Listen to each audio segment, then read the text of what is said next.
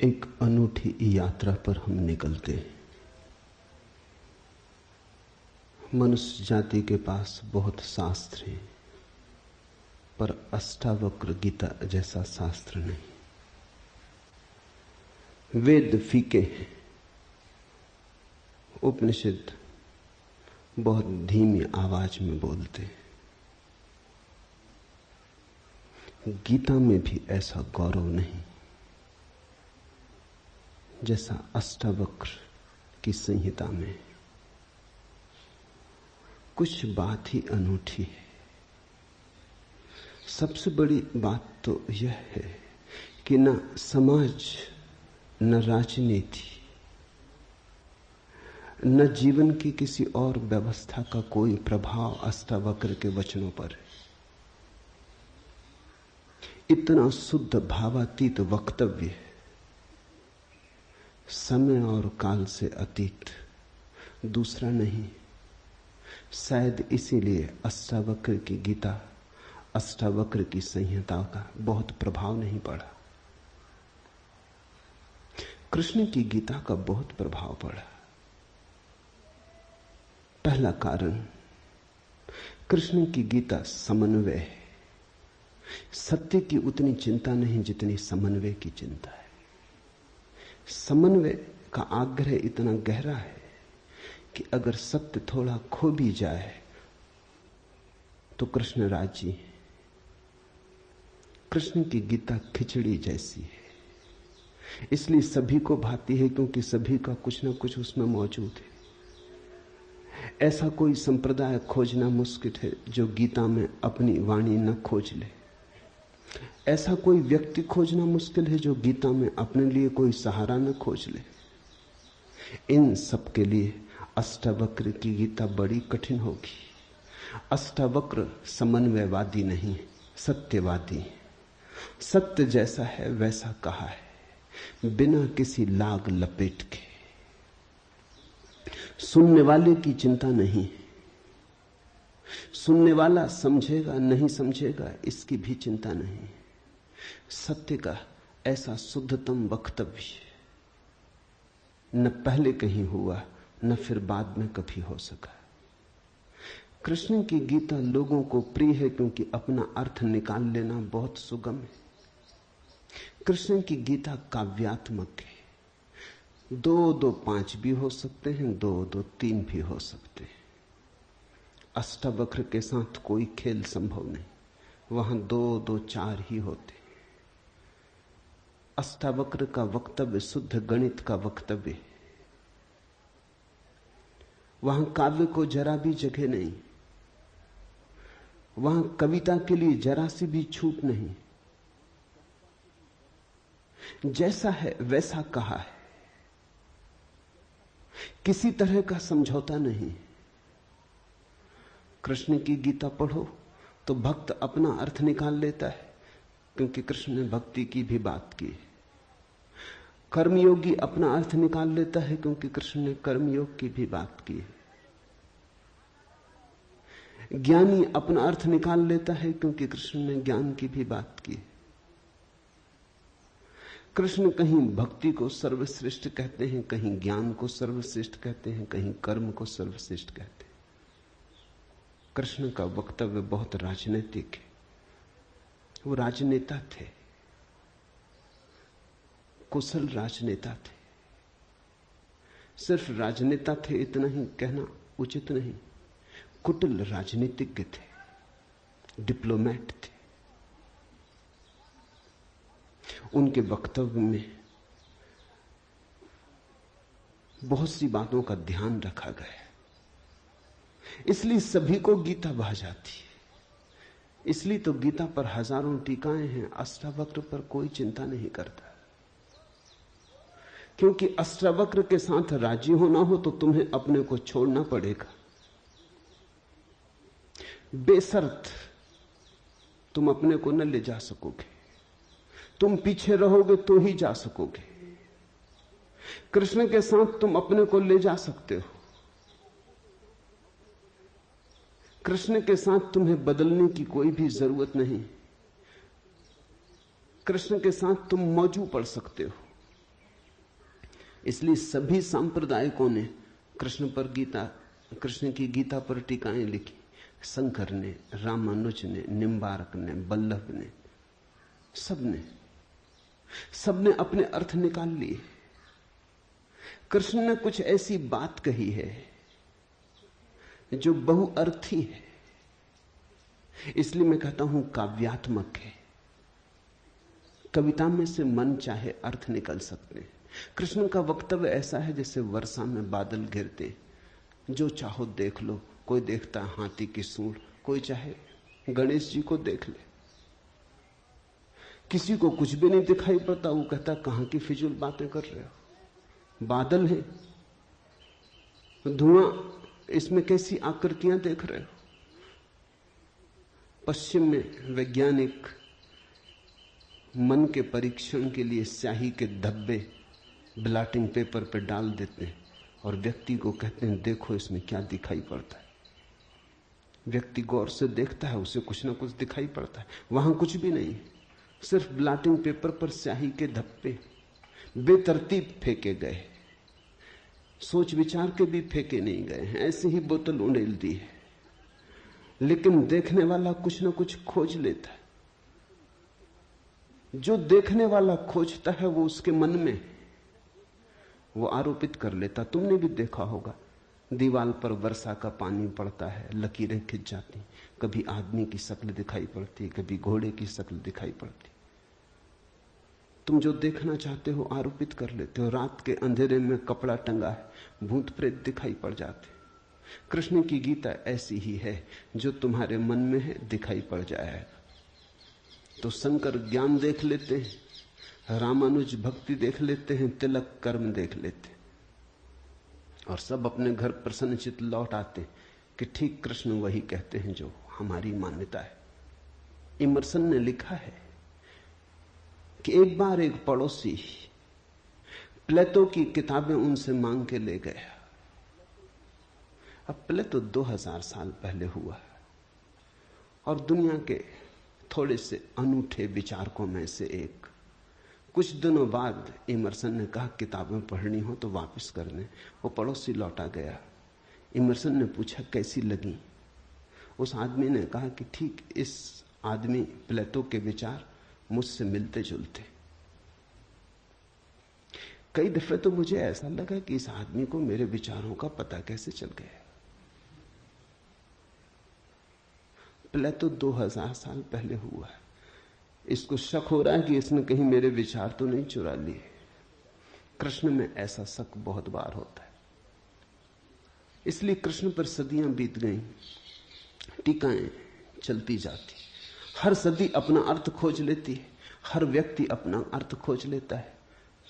कृष्ण की गीता स्याही के धब्बों जैसी एक कुशल राजनीतिज्ञ का वक्तव्य है। अष्टावक्र की गीता में तुम कोई अर्थ ना खोज पाओगे। तुम अपने को छोड़ के चलोगे तो ही अष्टावक्र की गीता स्पष्ट होगी। अष्टावक्र का सुस्पष्ट संदेश है, उसमें जरा भी तुम अपनी व्याख्या ना डाल सकोगे। इसलिए लोगों ने टीकाएं नहीं लिखी। टीका लिखने की जगह नहीं है, तोड़ने मड़ोड़ने का उपाय नहीं है, तुम्हारे मन के लिए सुविधा नहीं है कि तुम कुछ डाल दो। अष्टावक्र ने इस तरह से वक्तव्य दिया है कि सदियां बीत गई, उस वक्तव्य में कोई कुछ जोड़ नहीं पाया, घटा नहीं पाया। बहुत कठिन है ऐसा वक्तव्य देना। शब्द के साथ ऐसी कुशलता बड़ी कठिन है। इसलिए मैं कहता हूं एक अनूठी यात्रा तुम शुरू कर रहे हो। अष्टावक्र में राजनीतिज्ञों की कोई उत्सुकता नहीं, न तिलक की, न अरविंद की, न गांधी की, न विनोबा की, किसी की कोई उत्सुकता नहीं, क्योंकि तुम अपना खेल न खेल पाओगे। तिलक को उकसाना है देशभक्ति, उठाना है कर्म का ज्वार। कृष्ण की गीता सहयोगी बन जाती। कृष्ण हर किसी को कंधा देने को तैयार है। कोई भी चला लो गोली उनके कंधे पर रख के, वो राजी। कंधा उनका, पीछे छिपने की तुम्हें सुविधा है। और उनके पीछे से गोली चलाओ तो गोली भी बहुमूल्य मालूम पड़ती। अष्टावक्र किसी को कंधे पे हाथ भी नहीं रखने देते। इसलिए गांधी की कोई उत्सुकता नहीं, तिलक की कोई उत्सुकता नहीं, अरविंद विनोबा को कुछ लेना देना नहीं, क्योंकि तुम कुछ थोप ना सकोगे। राजनीति की सुविधा नहीं है। अष्टावक्र राजनीतिक पुरुष नहीं। ये पहली बात ख्याल में रख लेनी जरूरी है। ऐसा सुस्पष्ट खुले आकाश जैसा वक्तव्य जिसमें बादल है ही नहीं, तुम कोई आकृति देख ना पाओगे। आकृति छोड़ोगे, सब बनोगे निराकार, अरूप के साथ जोड़ोगे संबंध, तो अष्टावक्र समझ में आएंगे। अष्टावक्र समझना चाहो तो ध्यान की गहराई में उतरना होगा। कोई व्याख्या से काम होने वाला नहीं। और ध्यान के लिए भी अष्टावक्र नहीं कहते कि तुम बैठ के राम राम जपो। अष्टावक्र कहते हैं तुम कुछ भी करो वो ध्यान ना होगा। करता जहां है वहां ध्यान कैसा? जब तक करना है तब तक भ्रांति है, जब तक करने वाला मौजूद है तब तक अहंकार मौजूद है। अष्टावक्र कहते हैं साक्षी हो जाना है ध्यान। जहां करता छूट जाता तुम सिर्फ देखने वाले रह जाते। दृष्टा मात्र, दृष्टा मात्र हो जाने में ही दर्शन है, दृष्टा मात्र हो जाने में ही ध्यान है, दृष्टा मात्र हो जाने में ही ज्ञान है। इसके पहले कि हम सूत्र में उतरे, अष्टावक्र के संबंध में कुछ बातें समझ लेनी जरूरी है। ज्यादा पता नहीं, क्योंकि न तो वे सामाजिक पुरुष थे न राजनीतिक, तो इतिहास में कोई उल्लेख नहीं है। बस थोड़ी सी घटनाएं ज्ञात हैं, वो भी बड़ी अजीब, भरोसा करने योग्य नहीं, लेकिन समझोगे तो बड़े गहरे अर्थ खुलेंगे। पहली घटना अष्टावक्र पैदा हुए उसके पहले की, पीछे का तो कुछ पता नहीं। गर्भ की घटना। पिता बड़े पंडित, अष्टावक्र मां के गर्भ में। पिता रोज वेद का पाठ करते और अष्टावक्र गर्भ में सुनते। एक दिन अचानक गर्भ से आवाज आती कि रुको भी, ये सब बकवास है। ज्ञान इसमें कुछ भी नहीं, बस शब्दों का संग्रह। शास्त्र में ज्ञान कहां? ज्ञान स्वयं में। शब्द में सत्य कहां? सत्य स्वयं में।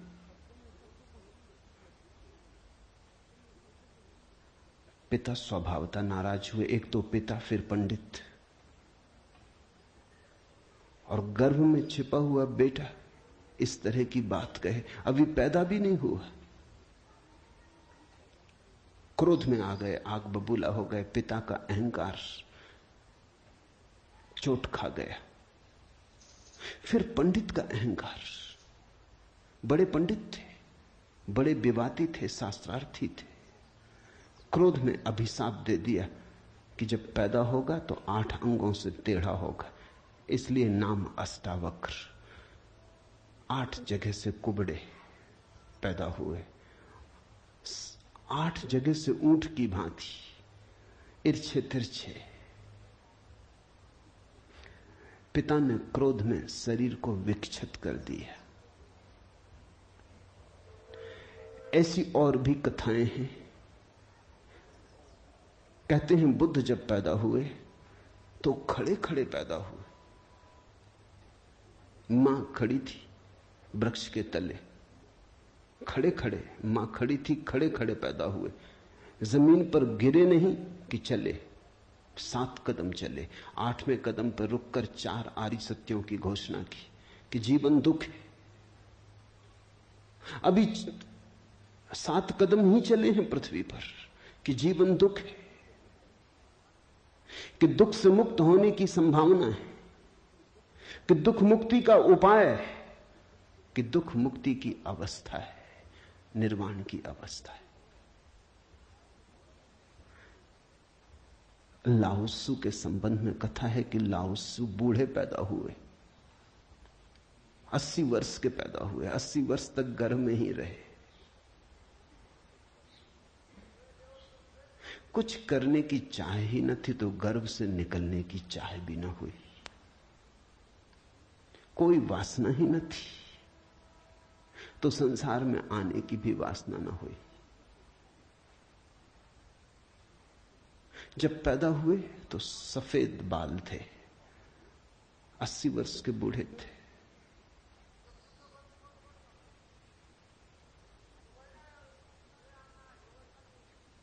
जरथुस्त्र के संबंध में कथा है कि जब जरथुस्त्र पैदा हुए तो पैदा होते से ही खिलखिला के हंसे, मगर इन सबको मात कर दिया अष्टावक्र ने। ये तो पैदा होने की बात है। अष्टावक्र ने अपना पूरा वक्तव्य दे दिया पैदा होने के पहले। ये कथाएं महत्वपूर्ण हैं। इन कथाओं में इन व्यक्तियों के जीवन की सारी सार संपदा है, निचोड़ है। बुद्ध ने जो जीवन भर में कहा उसका निचोड़। बुद्ध ने अष्टांगिक मार्ग का उपदेश दिया तो 7 कदम चले, 8वें पर रुक गए। 8 अंग हैं कुल। पहुंचने की अंतिम अवस्था है सम्यक समाधि। उस समाधि की अवस्था में ही पता चलता है जीवन के पूरे सत्य का। वो 4 आर्य सत्यों की घोषणा करती। लाओत्सु बूढ़ा पैदा हुआ। लोगों को 80 साल लगते हैं, तब भी ऐसी समझ नहीं आ पाती। बूढ़े होकर भी लोग बुद्धिमान कहां हो पाते। बूढ़ा होना और बुद्धिमान होना पर्यायवाची तो नहीं। बाल तो धूप में भी पकाए जा सकते हैं। लाओत्सु की कथा इतना ही कहती है कि अगर जीवन में त्वरा हो, तीव्रता हो, तो जो 80 साल में घटता है वो एक क्षण में घट सकता है। प्रज्ञा की तीव्रता हो तो एक क्षण में घट सकता है। बुद्धि मलिन हो तो 80 साल में भी कहां घटता है। जरथुस्त्र जन्म के साथ ही हंसे।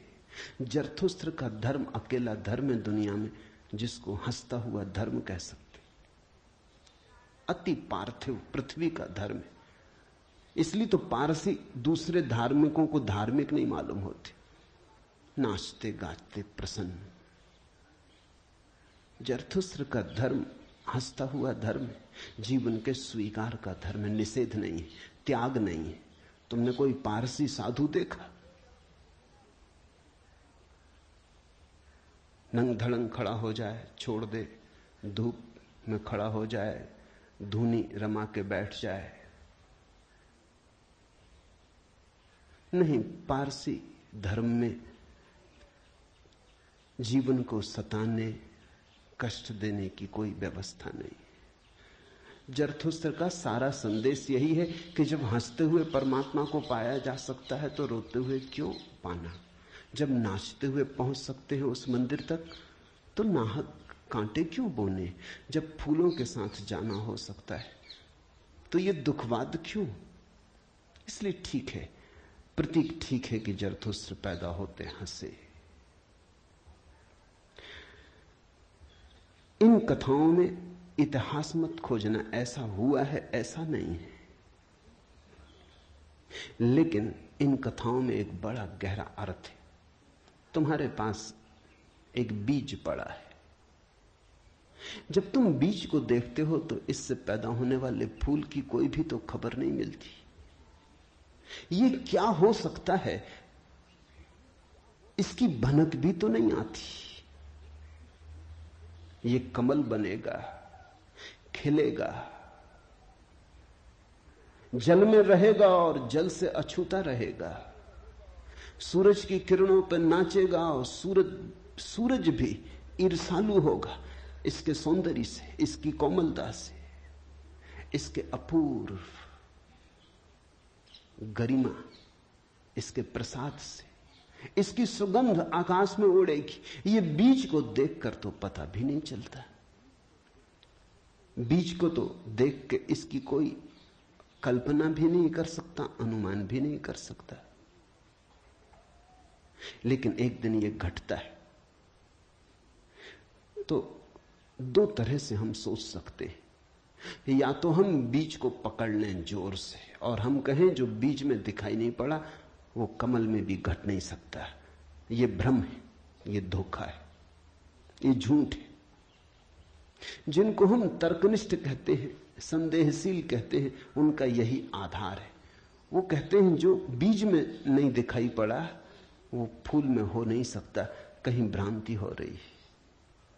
इसलिए संदेहशील व्यक्ति बुद्ध को मान नहीं पाता, महावीर को स्वीकार नहीं कर पाता, जीसस को अंगीकार नहीं कर पाता, क्योंकि वो कहते हैं हमने जाना इनको। जीसस अपने गांव में आए, बड़े हैरान हुए, गांव के लोगों ने कोई चिंता ही न की। जीसस का वक्तव्य है कि पैगंबर की अपने गांव में पूजा नहीं होती। कारण क्या रहा होगा, क्यों नहीं होती गांव में पूजा पैगंबर की? गांव के लोगों ने बचपन से देखा, बड़े ही जोसेफ का लड़का है, लकड़ियां ढोते देखा, रिंदा चलाते देखा, लकड़ियां चीरते देखा, पसीने से लथपथ देखा, सड़कों पर खेलते देखा, झगड़ते देखा। गांव के लोग इसे बचपन से जानते हैं, बीज की तरह देखा। आज अचानक ये हो कैसे सकता है कि परमात्मा का पुत्र हो गए? नहीं, जिसने बीज को देखा है वो फूल को मान नहीं पाता। वो कहता है जरूर धोखा होगा, बेईमानी होगी, ये आदमी पाखंडी है। बुद्ध अपने घर वापस लौटे तो पिता, सारी दुनिया को जो दिखाई पड़ रहा था वो पिता को दिखाई नहीं पड़ा। सारी दुनिया अनुभव कर रही थी एक प्रकाश, दूर दूर तक खबरें जा रही थी, दूर देशों से लोग आने शुरू हो गए थे। लेकिन जब वापस बुद्ध घर आए 12 साल बाद, तो पिता ने कहा मैं तुझे अभी भी क्षमा कर सकता हूं, यद्यपि तूने काम तो बुरा किया है, सताया तो तूने हमें, अपराध तो तूने किया, लेकिन मेरे पास पिता का हृदय, मैं माफ कर दूंगा, द्वार तेरे लिए खुले, मगर फेंक ये भिक्षा का पात्र, हटा ये भिक्षु का वेश, ये सब नहीं चलेगा। तो वापस लौटा, ये राज्य तेरा है, मैं बूढ़ा हो गया, इसको कौन संभालेगा? हो गया बचपना बहुत, अब बंद करो ये सब खेल। बुद्ध ने कहा कृपा कर मुझे देखें तो, जो गया था वो वापस नहीं आया है, ये कोई और ही आया है जो आपके घर पैदा हुआ था, वही वापस नहीं आया है, ये कोई और ही आया है, बीज फूल होके आया है। गौर से तो देखो। पिता ने कहा तू मुझे सिखाने चला है, पहले दिन से जब तू पैदा हुआ था तब से तुझे जानता हूं। किसी और को धोखा देना, किसी और को समझा लेना, भ्रम में डाल देना, मुझे तू भ्रम में न डाल पाएगा। मैं फिर कहता हूं, मैं तुझे भली भांति जानता हूं, मुझे कुछ सिखाने को चेष्टा मत कर, क्षमा करने को मैं राजी हूं। बुद्ध ने कहा आप और मुझे जानते हैं, मैं तो स्वयं को भी नहीं जानता था, अभी अभी किरणें उतरी हैं और स्वयं को जानो, क्षमा करे। लेकिन ये मुझे कहना ही पड़ेगा कि जिसको आपने देखा वो मैं नहीं हूं, और जहां तक आपने देखा वो मैं नहीं हूं। बाहर बाहर आपने देखा, भीतर आपने कहां देखा? मैं आपसे पैदा हुआ हूं, लेकिन आपने मुझे निर्मित नहीं किया। मैं आपसे आया हूं जैसे एक रास्ते से कोई राहगीर आता है, लेकिन रास्ता और राहगीर का क्या लेना देना? कल रास्ता कहने लगे कि मैं तुझे पहचानता हूं, तू मेरे ही से तो होकर आया।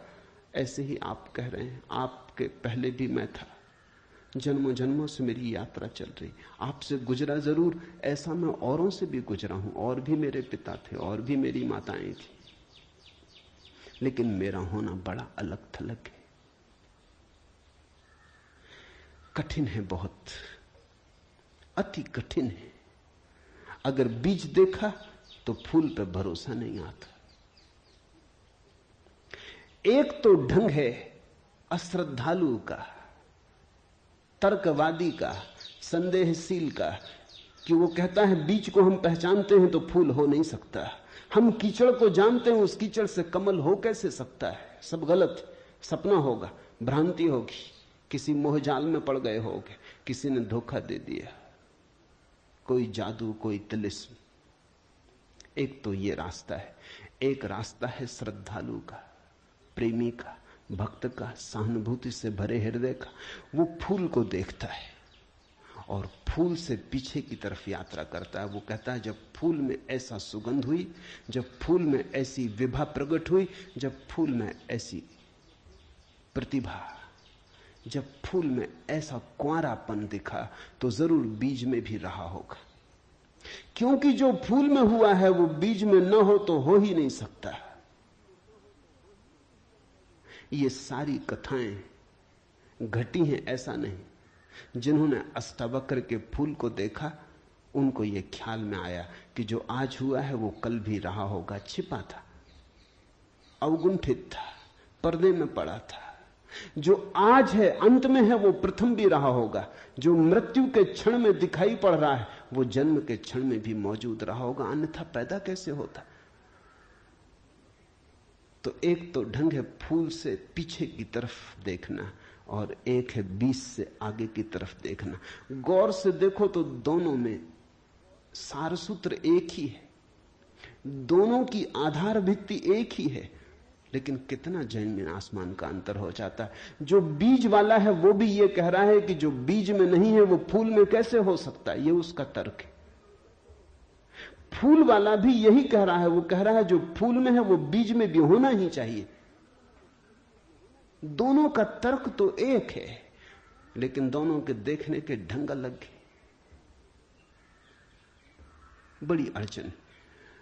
मुझसे कोई पूछता था कि आपके साथ बचपन में बहुत लोग पढ़े होंगे, स्कूल में, कॉलेज में, वे दिखाई नहीं पड़ते, वे कैसे दिखाई पड़ सकते? उनको बड़ी अड़चन है, वो भरोसा नहीं कर सकते, अति कठिन है उन्हें। कल ही मेरे पास रायपुर से किसी ने एक अखबार भेजा, श्री हरशंकर परसाई ने एक लेख मेरे खिलाफ लिखा है। वो मुझे जानते हैं, कॉलेज के दिनों से जानते हैं, हिंदी के मूर्धन्य व्यंग्य लेखक हैं। मेरे मन में उनकी कृतियों का आदर है। लेख में उन्होंने लिखा है कि जबलपुर की हवा में कुछ खराबी है, यहां धोखेबाज और धूर्ती पैदा होते, जैसे रजनीश, महेश योगी, मुंदड़ा, 3 नाम उन्होंने गिनाए। धन्यवाद उनका, कम से कम मेरा नाम नंबर 1 तो गिनाया। इतनी याद तो रखी, एकदम बिसार नहीं दिया, बिल्कुल भूल गए हो ऐसा नहीं।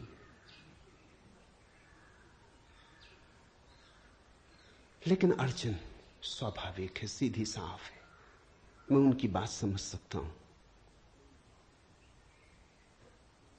ये असंभव है बीज को देखा तो फूल में भरोसा।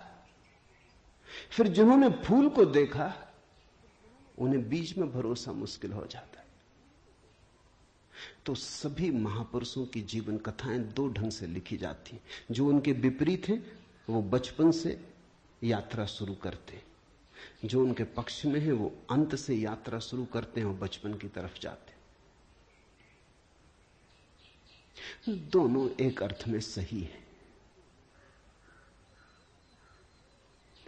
लेकिन जो बचपन से यात्रा करके अंत की तरफ जाते हैं वो वंचित रह जाते हैं। उनका सही होना उनके लिए आत्मघाती है। जो अंत से यात्रा करते हैं वो पीछे की तरफ जाते हैं, वो धन्यभागी हैं, क्योंकि बहुत कुछ उन्हें अनायास मिल जाता है जो कि पहले तर्कवादियों को नहीं मिल पाता। अब न केवल मैं गलत मालूम होता हूं, मेरे कारण जबलपुर तक की हवा उनको गलत मालूम होती। कुछ भूल हवा पानी में होनी चाहिए। यदि मैं उनको कहना चाहूंगा जबलपुर को कोई हक नहीं है मेरे संबंध में, हवा पानी को अच्छा या खराब तय करने का। जबलपुर से मेरा कोई बहुत नाता नहीं है, थोड़े दिन वहां था। महेश योगी भी थोड़े दिन वहां थे, उनका भी कोई नाता नहीं। हम दोनों का नाता किसी और जगह से है। उस जगह के लोग इतने सोए हैं कि उन्हें अभी खबर ही नहीं है। महेश योगी और मेरा जन्म पास ही पास हुआ, दोनों गाडरवाड़ा के आसपास पैदा हुए। उनका जन्म चिचली में हुआ, मेरा जन्म कुचवाड़े में हुआ। अगर हवा पानी खराब है तो वहां का होगा। इसका दुख गाडरवाड़ा को होना चाहिए, कभी होगा, या सुख। जबलपुर को इसमें बीच में आना नहीं चाहिए। लेकिन मन कैसे तर्क रचता है। अब जो अष्टावक्र की कथा को देखेगा वो सुनते से ही कह देगा गलत, असंभव। ये तो कथा जिन्होंने लिखी है उनको भी पता है कि कहीं कोई गर्व से बोलता है। वो तो केवल इतना कह रहे हैं कि जो आखिर में प्रकट हुआ वो गर्भ में मौजूद रहा होगा। जो वाणी आखिर में खिली वो किसी न किसी गहरे तल पर गर्भ में भी मौजूद रही होगी, अन्यथा खिलती कहां से, आती कहां से? सुनने से थोड़ी कुछ आता है, हर चीज के पीछे कारण है। नहीं देख पाए हों हम, लेकिन था तो मौजूद। ये सारी कथाएं इसी का सूचक देती हैं। अष्टावक्र के संबंध में दूसरी बात जो ज्ञात है वो है जब वे 12 वर्ष के थे। बस 2 ही बातें ज्ञात हैं। तीसरी उनकी अष्टावक्र गीता है, या कुछ लोग कहते हैं अष्टावक्र संहिता। जब वे 12 वर्ष के थे तो एक बड़ा विशाल शास्त्रार्थ जनक ने रचा। जनक सम्राट थे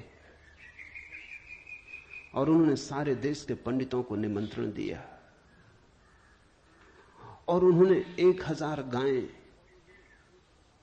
राजमहल के द्वार पर खड़ी कर दी और उन्होंने गायों के सींगों पर सोना मढ़ दिया और हीरे जवाहरात लटका दिए और कहा जो भी विजेता होगा वो इन गायों को हाँक के ले जाए। बड़ा विवाद हुआ। अष्टावक्र के पिता भी उस विवाद में गए। खबर आई सांझ होते होते कि पिता हार रहे हैं। सबसे तो जीत चुके थे, वंदिन नाम के एक पंडित से हारे जा रहे हैं। ये खबर सुन के अष्टावक्र भी राजमहल पहुंच गया। सभा सजी थी, विवाद अपनी आखिरी चरम अवस्था में था, निर्णायक घड़ी करीब आती थी।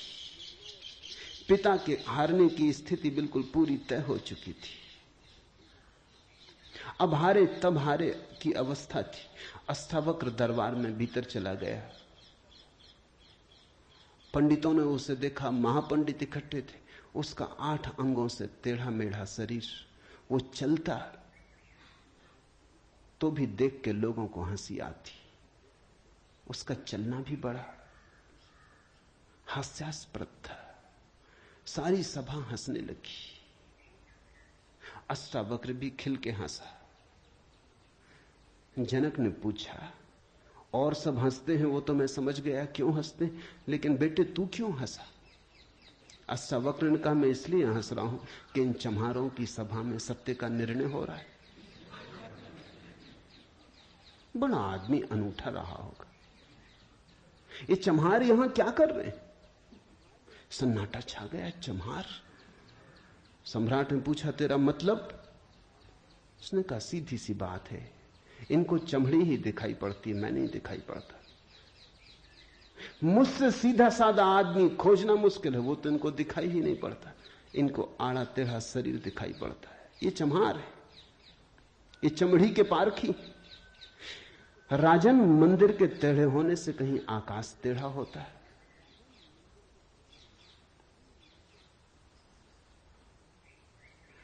घड़े के फूटे होने से कहीं आकाश फूटता है? आकाश तो निर्विकार है, मेरा शरीर टेढ़ा मेढ़ा है, लेकिन मैं तो नहीं। ये जो भीतर बसा है इसकी तरफ तो देखो। इससे तुम सीधा साधा और कुछ खोज ना सकोगे।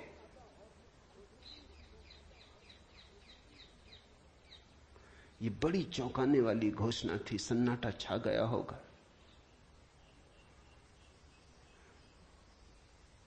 जनक प्रभावित हुआ, झटका खाया। निश्चित ही कहां चम्हारों की भीड़ इकट्ठी करके बैठा है। खुद पे भी पश्चाताप हुआ, अपराध लगा कि मैं भी हंसा। उस दिन तो कुछ न कहते बना, लेकिन दूसरे दिन सुबह जब सम्राट घूमने निकला था तो राह पर अष्टावक्र दिखाई पड़ा। उतरा, घोड़े से पैरों में गिर पड़ा। सबके सामने तो हिम्मत न जुटा पाया। एक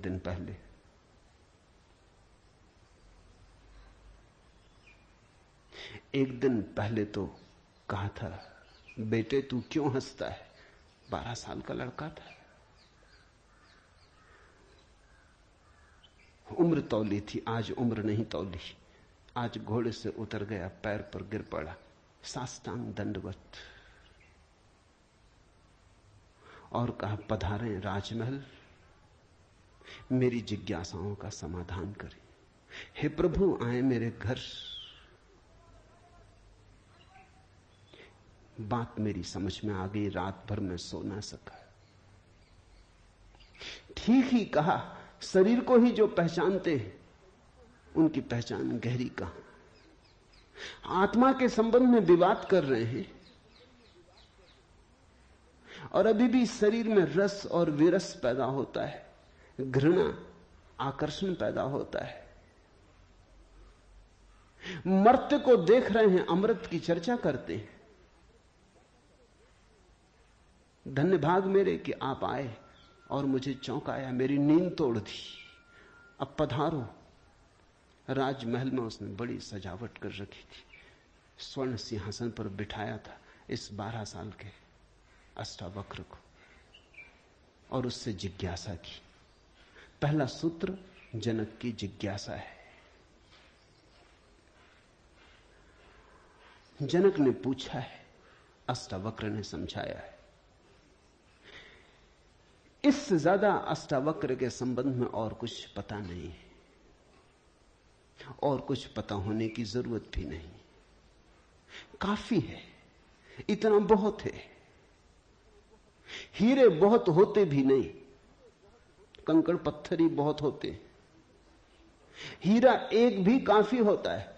ये 2 छोटी सी घटनाएं हैं। एक तो जन्म के पहले की गर्भ से आवाज और घोषणा कि क्या पागलपन में पड़े हो, शास्त्र में उलझे हो, शब्द में उलझे हो, जागो। ये ज्ञान नहीं है, ये सब उधार है, ये सब बुद्धि का ही जाल है, अनुभव नहीं। इसमें रंच मात्र भी सार नहीं है। कब तक अपने को भरमाए रखोगे? और दूसरी घटना, राजमहल में हंसना पंडितों का और कहना अष्टावक्र का कि जीवन में देखने की 2 दृष्टियां हैं, एक आत्मदृष्टि, एक चर्म दृष्टि। चम्हार चमड़ी को देखता है, प्रज्ञावान आत्मा को देखता है। तुमने गौर किया? चम्हार तुम्हारे चेहरे की तरफ देखते नहीं, वो जूते को ही देखता। असल में चम्हार जूते को देख के सब पहचान लेता तुम्हारे संबंध में कि आर्थिक हालत कैसी है, सफलता मिल रही कि विफलता मिल रही, भाग्य कैसा चल रहा, वो सब जूते में लिखा है। जूते की सिलवटें कह देती, जूते की दशा कह देती। जूते में तुम्हारी आत्मकथा लिखी, चम्हार पढ़ लेता। जूते में चमक, जूते का ताजा और नया होना, चम्हार तुमसे प्रसन्नता से मिलता है। जूता ही उसके लिए तुम्हारी आत्मा का सबूत है। दर्जी कपड़े देखता है, तुम्हारा कोट कपड़ा देख के समझ लेता हालत कैसी। सबकी अपनी बंधी हुई दृष्टियां हैं। सिर्फ आत्मवान ही आत्मा को देखता है, उसकी कोई दृष्टि नहीं है। उसके पास दर्शन है। एक छोटी घटना और, जो अष्टावक्र के जीवन से संबंधित नहीं, रामकृष्ण और विवेकानंद के जीवन से संबंधित है, लेकिन अष्टावक्र से उसका जोड़ है। फिर हम सूत्रों में प्रवेश करें। विवेकानंद रामकृष्ण के पास आए तब उनका नाम नरेंद्रनाथ था। विवेकानंद तो बाद में रामकृष्ण ने उनको पुकारा। जब आए रामकृष्ण के पास तो अति विवादी थे, नास्तिक थे, तर्कवादी थे, हर चीज के लिए प्रमाण चाहते थे। कुछ चीजें हैं जिनके लिए कोई प्रमाण नहीं, मजबूरी है। परमात्मा के लिए कोई प्रमाण नहीं है और प्रमाण नहीं। प्रेम के लिए कोई प्रमाण नहीं है और प्रमाण नहीं। सौंदर्य के लिए कोई प्रमाण नहीं है और प्रमाण नहीं है। अगर मैं कहूं देखो ये खजूरेना के वृक्ष कैसे सुंदर, और तुम कहो हमें तो कोई सौंदर्य दिखाई नहीं पड़ता, वृक्ष जैसे वृक्ष, सिद्ध करें मुश्किल हो जाएगी। कैसे सिद्ध करें कि सुंदर है?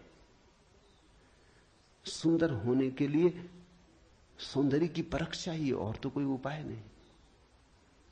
आंख चाहिए और तो कोई उपाय नहीं। कहते हैं मजनू ने कहा कि लैला को जानना हो तो मजनू की आंख चाहिए। ठीक कहा। लैला को देखने का और कोई उपाय ही नहीं। मजनू को बुलाया था उसके गांव के राजा ने और कहा था तू पागल है, मैं तेरी लैला को जानता हूं, साधारण सी लड़की है, काली कलूटी, कुछ खास नहीं, तुझ पे मुझे दया आती। ये मेरे राजमहल की 12 लड़कियां खड़ी, ये इस देश की सुंदरतम स्त्रियां, इनमें से तू कोई भी चुन ले, ये तुझे रोते देख के मेरा भी प्राण रोता है। उसने देखा और उसने कहा इनमें तो लैला कोई भी नहीं। ये तो लैला के मुकाबले तो दूर, उसके चरण की धूल भी नहीं। सम्राट कहने लगा मजनू तू पागल है। मजनू ने कहा यह हो सकता है, लेकिन एक बात आपसे कहना चाहता हूं, लैला को देखना हो तो मजनू की आंख चाहिए।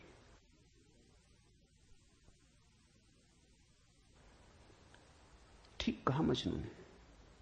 अगर वृक्षों के सौंदर्य को देखना हो तो कला की आंख चाहिए और कोई प्रमाण नहीं। अगर किसी के प्रेम को पहचानना हो तो प्रेमी का हृदय चाहिए और कोई प्रमाण नहीं। और परमात्मा तो इस जगत के सारे सौंदर्य और सारे प्रेम और सारे सत्य का इकट्ठा नाम है। उसके लिए तो ऐसा निर्विकार चित्त चाहिए, ऐसा साक्षी भाव चाहिए जहां कोई शब्द न रह जाए, कोई विचार न रह जाए, कोई तरंग ना उठे, वहां कोई धूल न रह जाए, मन की और चित्त का दर्पण परिपूर्ण शुद्ध हो। प्रमाण कहां? रामकृष्ण से विवेकानंद ने कहा प्रमाण चाहिए। है परमात्मा तो प्रमाण थे। और विवेकानंद को देखा रामकृष्ण ने। बड़ी थी संभावना इस युवक की, बड़ी थी यात्रा इसके भविष्य की, बहुत कुछ होने को पड़ा था इसके भीतर, बड़ा खजाना था, उससे ये अपरिचित है। रामकृष्ण ने देखा, इस युवक के पिछले जन्मों में झांका, ये बड़ी संपदा, बड़े पुण्य की संपदा लेकर आ रहा है। ये ऐसे ही तर्क में दबा न रह जाए। कराह उठा होगा पीड़ा और करुणा से रामकृष्ण का हृदय। उन्होंने कहा छोड़, प्रमाण वगैरह बाद में सोच लेंगे, मैं जरा बूढ़ा हुआ, मुझे पढ़ने में अड़चन होती, तू अभी जवान, तेरी आंख अभी तेज, ये किताब पढ़ी, इसे तू पढ़। वो थी अष्टावक्र गीता, जरा मुझे सुनाते। कहते हैं विवेकानंद को इसमें तो कुछ अड़चन न मालूम पड़ी, यह आदमी कुछ ऐसी तो कोई खास बात नहीं मांग रहा है।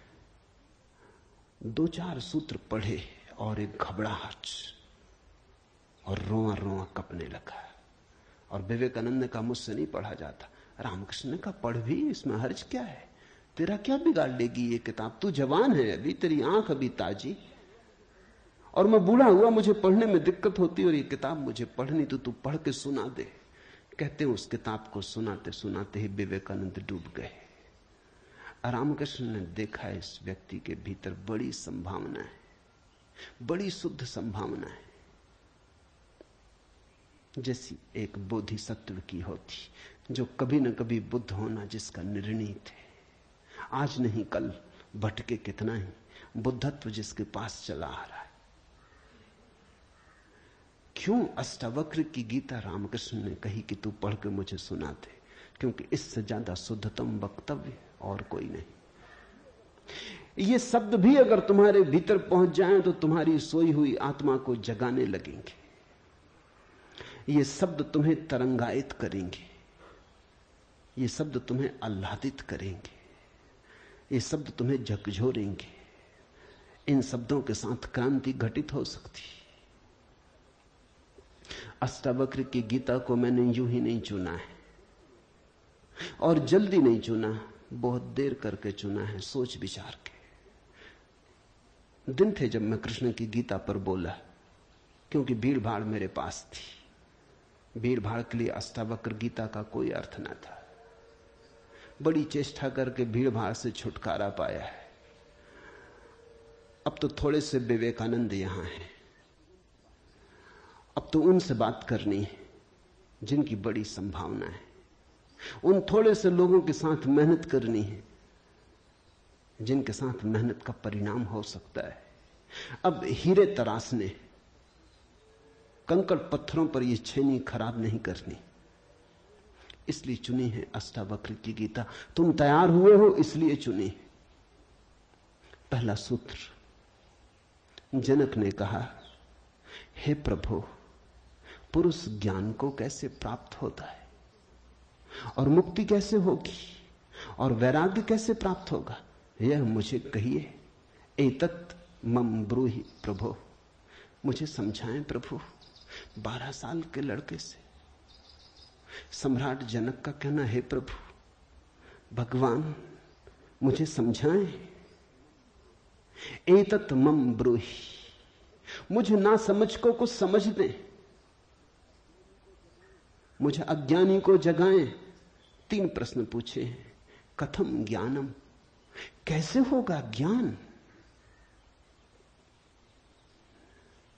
साधारणता तो हम सोचेंगे कि यह भी कोई पूछने की बात है, किताबों में भरा पड़ा है। जनक भी जानता था किताबों में भरा पड़ा है वो ज्ञान नहीं, वो केवल ज्ञान की धूल है, राख है। ज्ञान की ज्योति जब जलती है तो पीछे राख छूट जाती, राख इकट्ठी होती चली जाती, शास्त्र बन जाती। वेद राख है। कभी जलते हुए अंगारे थे, ऋषियों ने उन्हें अपनी आत्मा में जलाया था, फिर राख रह गए। फिर राख संयोजित की जाती, संग्रहित की जाती, सुव्यवस्थित की जाती। जैसे जब आदमी मर जाता है तो हम उसकी राख इकट्ठी कर लेते हैं, उसको फूल कहते हैं। बड़े मजेदार लोग हैं जिंदगी में जिसको फूल नहीं कहा। उसकी हड्डी वड्डियां इकट्ठी कर लाते हैं, कहते फूल संजोला है, फिर संभाल कर रखते, मंजूसा बनाते। जिसको जिंदगी में कभी फूल का आदर नहीं दिया, जिसको जिंदगी में कभी फूल की तरह देखा नहीं, जब मर जाता है आदमी पागल है, तब उसकी हड्डी को, राख को फूल कहते। ऐसे ही जब कोई बुद्ध जीवित होता है तब तुम सुनते नहीं। जब कोई महावीर तुम्हारे बीच से गुजरता है तब तुम नाराज होते हो। लगता है यह आदमी तुम्हारे सपने तोड़ रहा है या तुम्हारी नींद में दखल डाल रहा है। ये कोई जगाने का वक्त है? अभी अभी तो सपना आना शुरू हुआ था, अभी अभी तो जरा जीतना शुरू किया था जिंदगी में, अभी अभी तो दांव ठीक लगने लगे थे, तीर ठीक ठीक जगह पड़ने लगा था, और ये सज्जन आ गए, ये कहते हैं सब आसार है। अभी अभी तो चुनाव जीते थे, पद पे पहुंचने का रास्ता बना था, और ये महापुरुष आ गए, ये कहते हैं ये सब सपना है, इसमें कुछ सार नहीं, मौत आएगी सब छीन लेगी। छोड़ो भी, जब मौत आएगी तब देखेंगे, बीच में तो इस तरह की बातें मत उठाओ। लेकिन जब महावीर मर जाते, बुद्ध मर जाते, तब उनकी राख को हम इकट्ठी कर लेते हैं, फिर हम धम्म पद बनाते, वेद बनाते, फिर हम पूजा के फूल चढ़ाते। जनक भी जानता था कि शास्त्रों में सूचनाएं भरी पड़ी, लेकिन उसने पूछा कथम ज्ञानम, कैसे होगा ज्ञान? क्योंकि कितना ही जान लो ज्ञान तो होता ही नहीं। जानते जाओ, शास्त्र कंठस्थ कर लो, तोते बन जाओ, एक एक सूत्र याद हो जाए, पूरे वेद स्मृति में छप जाएं, फिर भी ज्ञान तो होता नहीं। कथम ज्ञानम, कैसे होता ज्ञान? कथम मुक्ति, मुक्ति कैसे होगी? क्योंकि जिसको तुम ज्ञान कहते हो वो तो बांध लेता उल्टे, मुक्त कहां करता। ज्ञान तो वही है जो मुक्त करे। जीसस ने कहा है सत्य वही है जो मुक्त करे। ज्ञान तो वही है जो मुक्त करे। ये ज्ञान की कसौटी है। पंडित मुक्त तो दिखाई नहीं पड़ता, बंधा दिखाई पड़ता है। मुक्ति की बातें करता है, मुक्त दिखाई नहीं पड़ता है। हजार बंधनों में बंधा हुआ मालूम पड़ता है। तुमने कभी गौर किया, तुम्हारे तथाकथित संत तुमसे भी ज्यादा बंधे हुए मालूम पड़ते।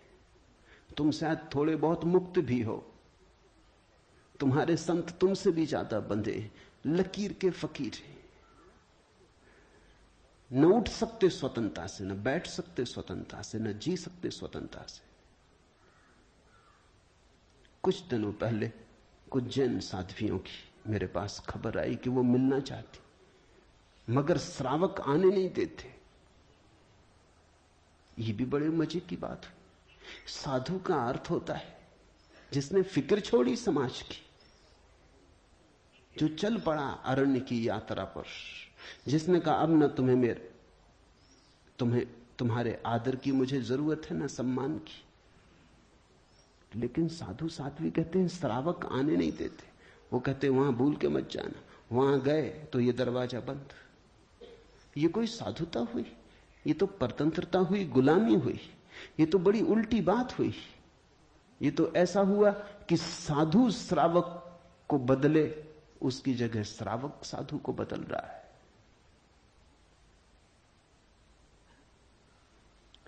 एक मित्र ने आके मुझे कहा, एक जैन साध्वी आपकी किताबें पढ़ती लेकिन चोरी से, टेप भी सुनना चाहती लेकिन चोरी से, और अगर कभी किसी के सामने आपका नाम भी ले दो तो वो इस तरह हो जाती जैसे उसने कभी आपका नाम सुना ही नहीं। ये मुक्ति हुई। जनक ने पूछा कथम मुक्ति, कैसे होती मुक्ति, क्या है मुक्ति? उस ज्ञान को मुझे समझाएं जो मुक्त कर देता है। स्वतंत्रता मनुष्य की सबसे महत्वपूर्ण आकांक्षा है। सब पालो, लेकिन गुलामी अगर रही तो छिदती है। सब मिल जाए, स्वतंत्रता ना मिले तो कुछ भी नहीं मिला। मनुष्य चाहता है खुला आकाश, कोई सीमा ना हो। वो मनुष्य की अंतरतम निगूढ़तम आकांक्षा है, जहां कोई सीमा ना हो, कोई बाधा ना हो। इसी को परमात्मा होने की आकांक्षा कहो, मोक्ष की आकांक्षा कहो। हमने ठीक शब्द चुना है, मोक्ष। दुनिया की किसी भाषा में ऐसा प्यारा शब्द नहीं। स्वर्ग, फिरदौस, इस तरह के शब्द हैं, लेकिन उन शब्दों में मोक्ष की कोई धुन नहीं है। मोक्ष का संगीत ही अनूठा है। उसका अर्थ ही केवल इतना है, ऐसी परम स्वतंत्रता जिस पर कोई बाधा नहीं है। स्वतंत्रता इतनी शुद्ध कि जिस पे कोई सीमा नहीं। पूछा जनक ने कैसे होगी मुक्ति और कैसे होगा वैराग्य? हे प्रभु मुझे समझाकर कहिए। अष्टावक्र ने गौर से देखा होगा जनक की तरफ, क्योंकि गुरु के लिए वही पहला काम है कि जब कोई जिज्ञासा करे तो वो गौर से देखे जिज्ञासा किस स्रोत से आती, पूछने वाले ने क्यों पूछा है। उत्तर तो तभी सार्थक हो सकता है जब प्रश्न क्यों किया गया है वो समझ में आ जाए, वो साफ हो जाए। ध्यान रखना, सद्ज्ञान को उपलब्ध व्यक्ति, सद्गुरु तुम्हारे प्रश्न का उत्तर नहीं देता, तुम्हें उत्तर देता है।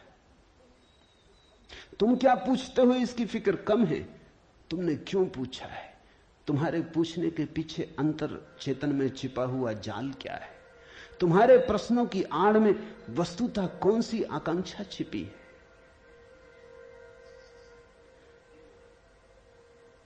दुनिया में 4 तरह के लोग हैं: ज्ञानी, मुमुक्षु, अज्ञानी, मूढ़।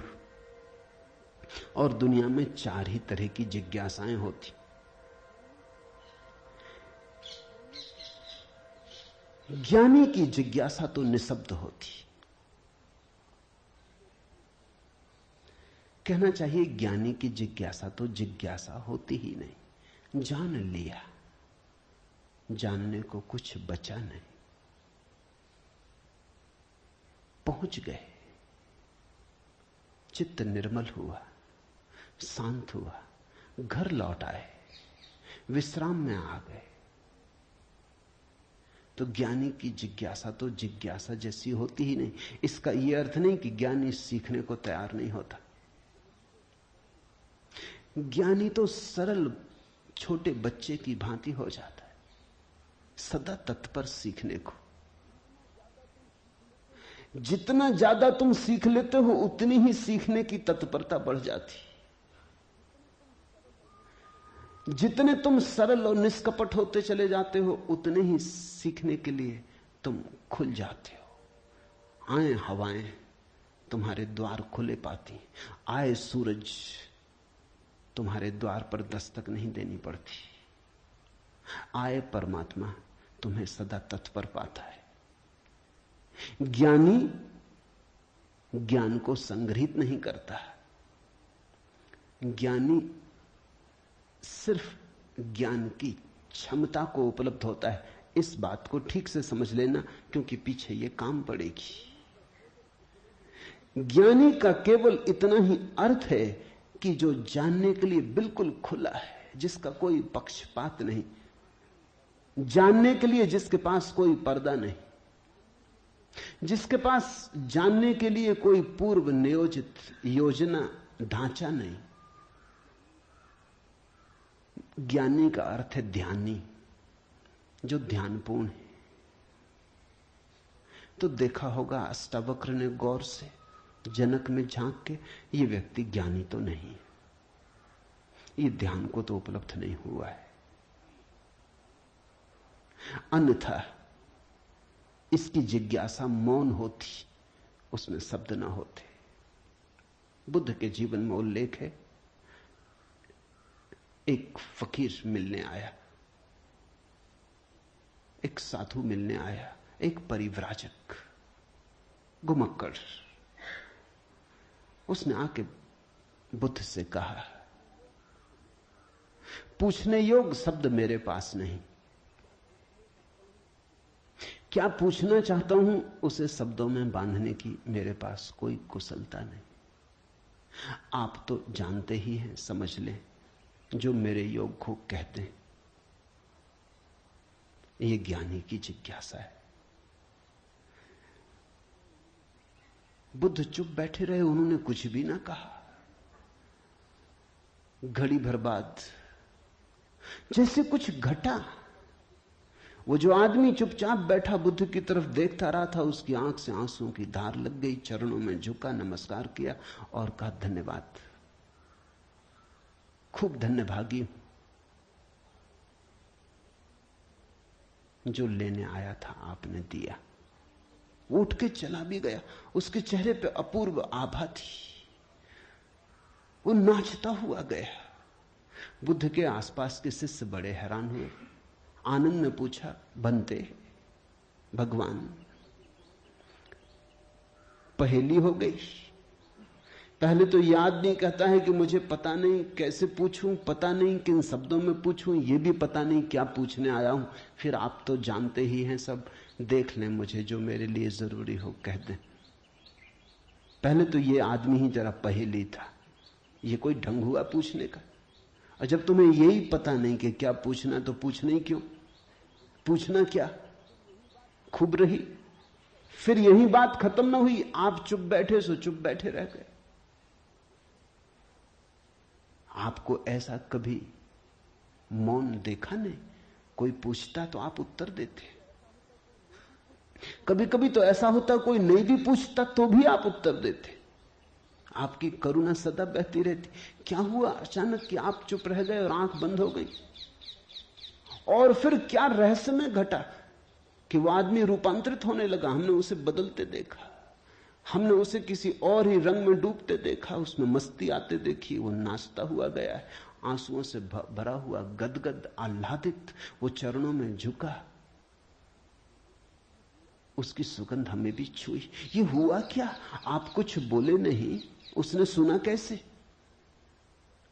और हम तो इतने दिनों से, वर्षों से आपके पास हैं।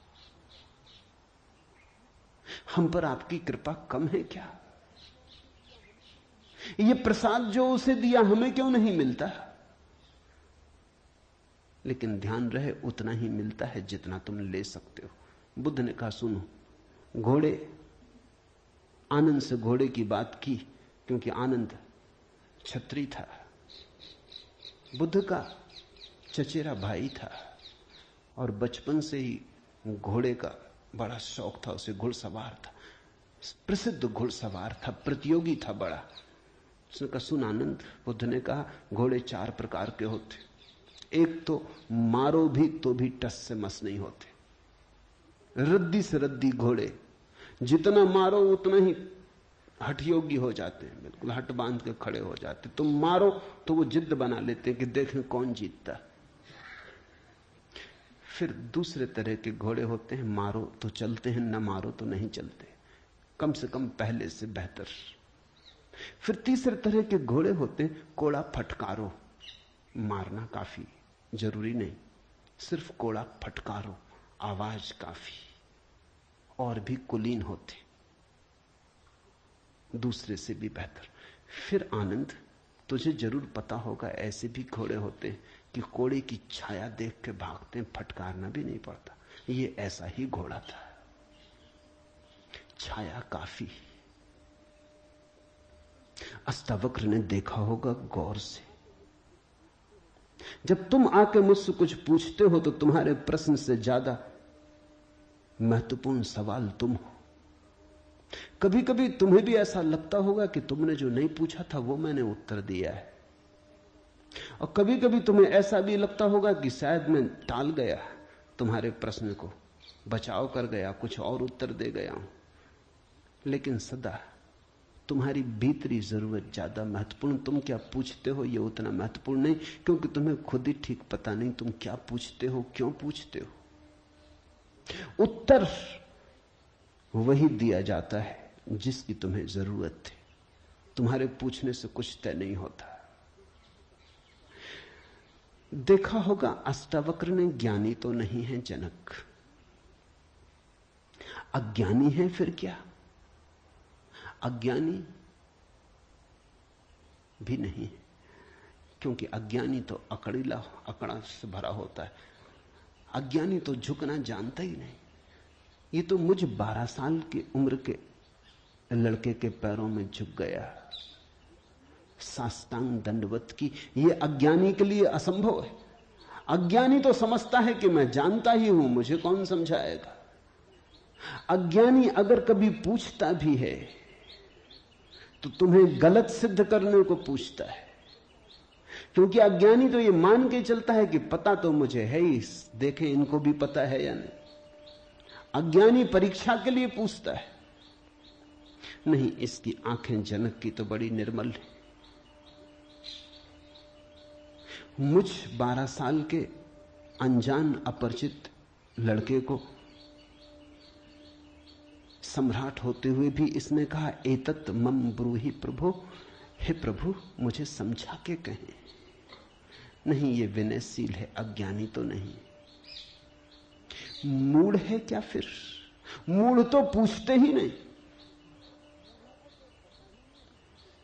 मूढ़ों को तो पता ही नहीं कि जीवन में कोई समस्या है। मूढ़ और बुद्ध पुरुषों में एक समानता है। बुद्ध पुरुषों के लिए कोई समस्या नहीं रही, मूढ़ों के लिए अभी समस्या उठी ही नहीं। बुद्ध पुरुष समस्या के पार हो गए, मूढ़ अभी समस्या के बाहर है। मूढ़ तो इतना मूर्छित है, उसे कहां सवाल कथम ज्ञानम, मूढ़ पूछेगा कथम मुक्ति, मूढ़ पूछेगा कैसे होगा वैराग्य, मूढ़ पूछेगा असंभव। मूढ़ अगर पूछेगा भी तो पूछता है राग में सफलता कैसे मिलेगी। मूढ़ अगर पूछता भी है तो पूछता है संसार में और थोड़े ज्यादा दिन कैसे रहना हो जाए, मुक्ति नहीं। मूढ़ पूछता है बंधन सोने के कैसे बने, बंधन में हीरे जवाहरात कैसे जड़े। मूढ़ पूछता भी है तो ऐसी बातें पूछता है। ज्ञान, मूढ़ तो मानता ही नहीं कि ज्ञान हो सकता है, वो तो संभावना को स्वीकार नहीं करता, वो तो कहता कैसा ज्ञान। मूढ़ तो पशुवत जीता है। नहीं, ये जनक मूढ़ भी नहीं है, मुमुक्षु है। मुमुक्षु शब्द समझना जरूरी है। मोक्ष की आकांक्षा, मुमुक्षा। अभी मोक्ष के पास नहीं पहुंचा, ज्ञानी नहीं है। मोक्ष के प्रति पीठ करके नहीं खड़ा, मूढ़ नहीं है। मोक्ष के संबंध में कोई धारणाएं पकड़ के नहीं बैठा, अज्ञानी भी नहीं है, मुमुक्षु है। मुमुक्षु का अर्थ है सरल है इसकी जिज्ञासा, न मूढ़ता से अपवित्र हो रही है, न अज्ञानपूर्ण धारणाओं से विकृत हो रही है। शुद्ध है इसकी जिज्ञासा, सरल चित्त से पूछा है। अष्टावक्र ने कहा, हे प्रिय, यदि तू मुक्ति को चाहता है तो विषयों को विष के समान छोड़ दे और क्षमा, आर्जव, दया, संतोष और सत्य को अमृत के समान सेवन कर। मुक्ति मिच्छसि चेतात विषयान विस्वत्यज। शब्द विषय बड़ा बहुमूल्य है, वो विष से ही बना है। विष का अर्थ होता है जिसे खाने से आदमी मर जाए। विषय का अर्थ होता है जिसे खाने से हम बार बार मरते, बार बार भोग, बार बार भोजन, बार बार महत्वाकांक्षा, ईर्ष्या, क्रोध, जलन, बार बार इन्हीं को खा खा के तो हम मरे, बार बार इन्हीं के कारण तो मरे। अब तक हमने जीवन में जीवन कहां जाना, मरने को ही जाना है। अब तक हमारा जीवन, जीवन की प्रज्वलित ज्योति कहां, मृत्यु का ही धुआं है। जन्म से लेकर मृत्यु तक हम मरते ही तो हैं, धीरे धीरे, जीते कहां, रोज रोज मरते। जिसको हम जीवन कहते हैं वो एक सतत मरने की प्रक्रिया है। अभी हमें जीवन का तो पता ही नहीं, तो हम जिएंगे कैसे? ये शरीर तो रोज क्षीण होता चला जाता है, ये बल तो रोज खोता चला जाता है, ये भोग और विषय तो रोज हमें चूसते चले जाते, जरा जीर्ण करते चले जाते। ये विषय और कामनाएं तो छेदों की तरह, इनसे हमारी ऊर्जा और आत्मा रोज बहती चली जाती, आखिर में घड़ा खाली हो जाता, उसको हम मृत्यु कहते। तुमने कभी देखा, अगर छिद्र वाले घड़े को कुएं में डालो तो जब तक घड़ा पानी में डूबा होता है भरा मालूम पड़ता है। उठाओ पानी के ऊपर, खींचो रस्सी, बस खाली होना शुरू हुआ।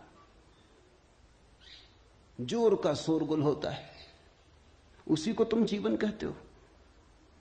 जलधारें गिरने लगती, उसी को तुम जीवन कहते हो।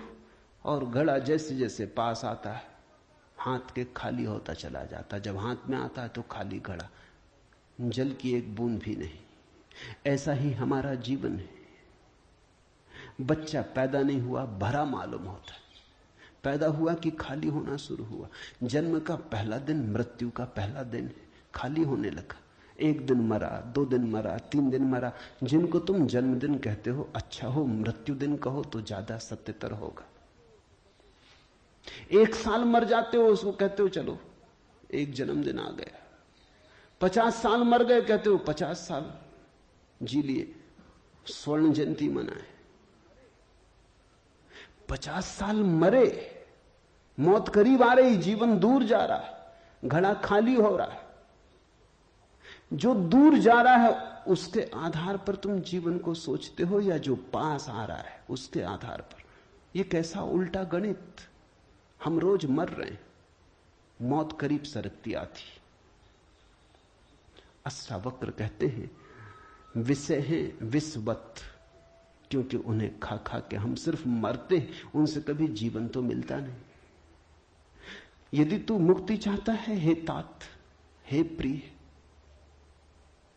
तो विषयों को विष के समान छोड़ दे और क्षमा, आर्जव, दया, संतोष और सत्य को अमृत के समान सेवन कर। अमृत का अर्थ होता है जिससे जीवन मिले, जिससे अमृतत्व मिले, जिससे उसका पता चले जो फिर कभी नहीं मरेगा। तो क्षमा, क्रोध विष है, क्षमा अमृत है, आर्जव, कुटिलता विष है, सीधा सरलपन आर्जव अमृत है, दया,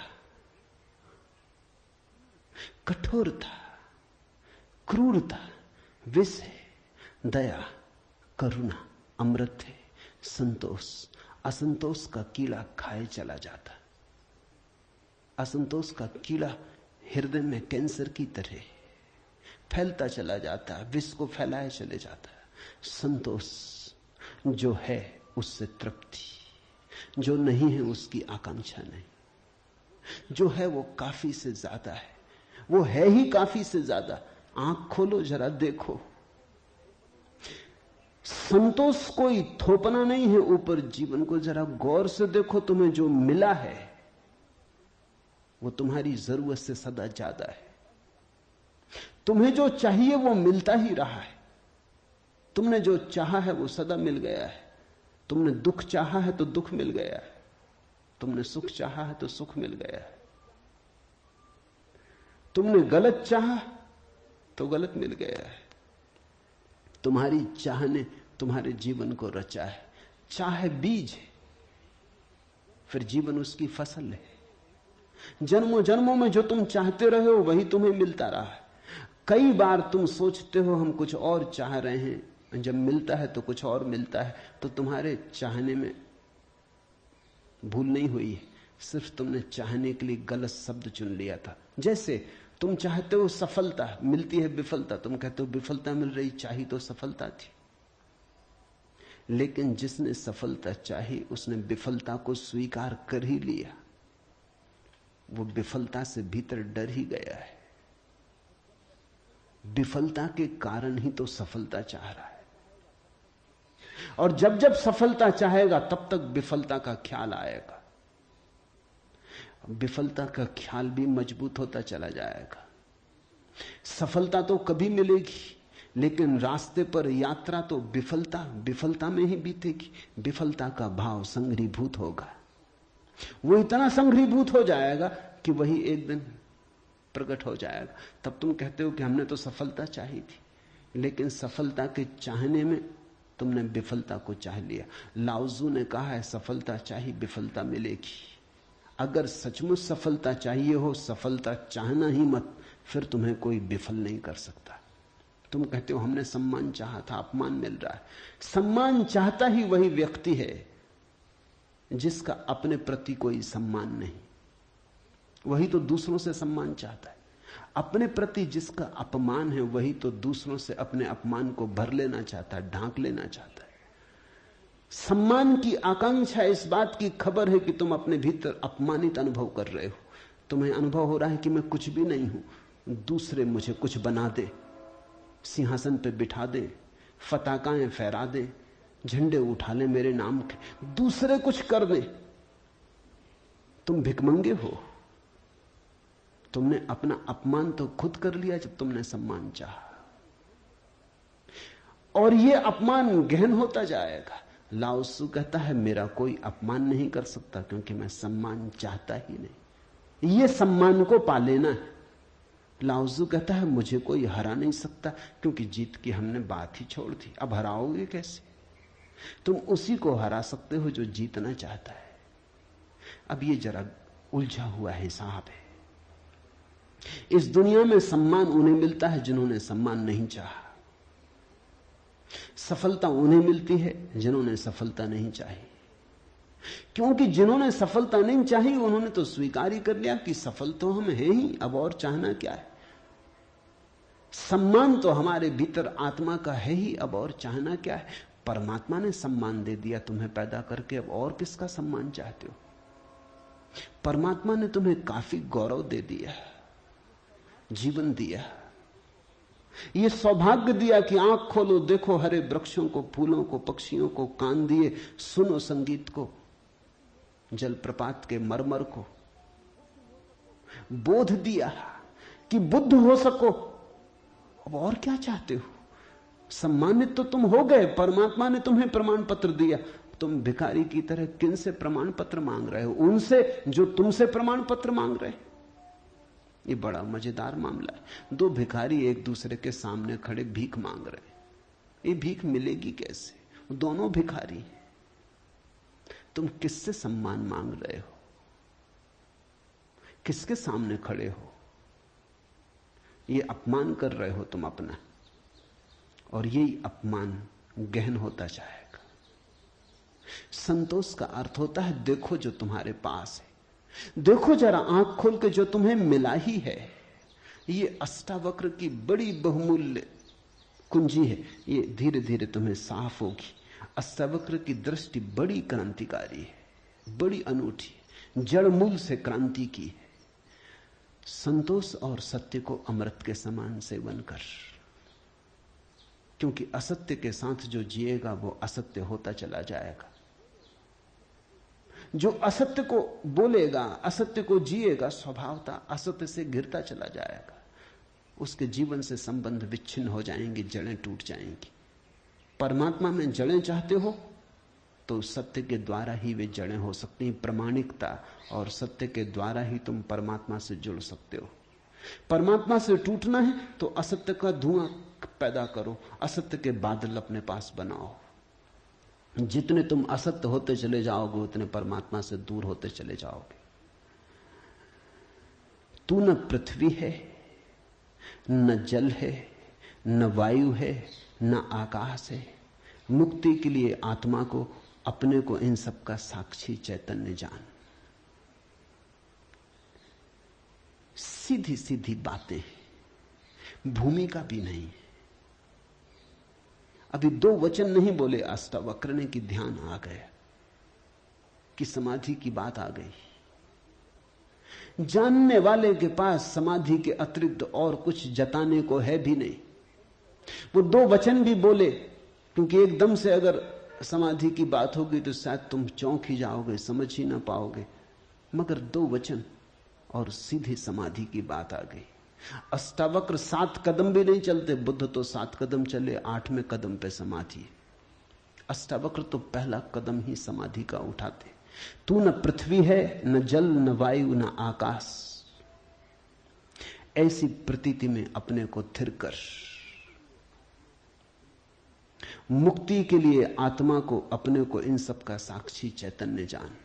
साक्षी सूत्र है, इससे महत्वपूर्ण सूत्र और कोई भी नहीं। देखने वाले बनो, जो हो रहा है उसे होने दो, उसमें बाधा डालने की जरूरत नहीं। ये देह तो जल है, मिट्टी है, अग्नि है, आकाश है। तुम इसके भीतर तो वो दिए हो जिसमें ये सब जल, अग्नि, मिट्टी, आकाश, वायु प्रकाशित हो रही। तुम दृष्टा हो। इस बात को गहन करो। साक्षिणाम चिद्रूपम आत्मानम विद्धि। ये इस जगत में सर्वाधिक बहुमूल्य सूत्र है। साक्षी बनो। इसी से होगा ज्ञान, इसी से होगा वैराग्य, इसी से होगी मुक्ति। प्रश्न 3 थे, उत्तर 1 है।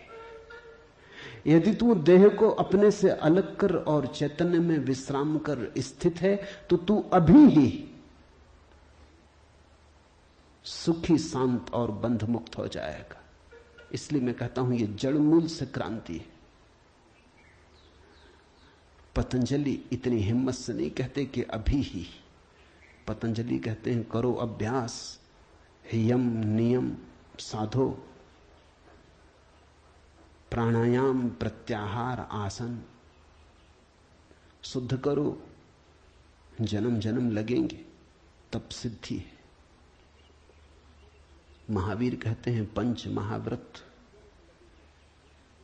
और तब जन्म जन्म लगेंगे, तब होगी निर्जरा, तब कटेगा जाल कर्मों का। सुनो अष्टावक्र को, यदि देहम पृथकृत्य चित्ति विश्राम्य तिष्ठसि अधुनैव सुखी शांतो बंध मुक्तो भविष्यसि। अधुनैव, अभी, यहीं, इसी क्षण। यदि तू देह को अपने से अलग कर और चैतन्य में विश्राम कर स्थित है, अगर तूने एक बात देखनी शुरू कर दी कि ये देह मैं नहीं हूं, मैं करता और भोगता नहीं हूं, ये जो देखने वाला मेरे भीतर छिपा है जो सब देखता है। बचपन था कभी तो बचपन देखा, फिर जवानी आई तो जवानी देखी, फिर बुढ़ापा आया तो बुढ़ापा देखा। बचपन नहीं रहा तो मैं बचपन तो नहीं हो सकता। आया और गया, मैं तो हूं। जवानी नहीं रही तो मैं जवानी तो नहीं हो सकता। आई और गई, मैं तो हूं। बुढ़ापा आया जा रहा है तो मैं बुढ़ापा नहीं हो सकता, क्योंकि जो आता है जाता है वो मैं कैसे हो सकता हूं। मैं तो सदा हूं। जिस पे बचपन आया, जिस पे जवानी आई, जिस पे बुढ़ापा आया, जिस पे हजार चीजें आई और गई, मैं वही शाश्वत हूं। स्टेशनों की तरह बदलती रहती बचपन, जवानी, बुढ़ापा, जन्म, यात्री चलता जाता। तुम स्टेशन के साथ अपने को एक तो नहीं समझ लेते। पूना की स्टेशन पर तुम ऐसा तो नहीं समझ लेते कि मैं पूना हूं। फिर पहुंचे मनमाड़ तो ऐसा तो नहीं समझ लेते कि मैं मनमाड़ हूं। तुम जानते हो कि पूना आई गई, मनमाड़ आया गया।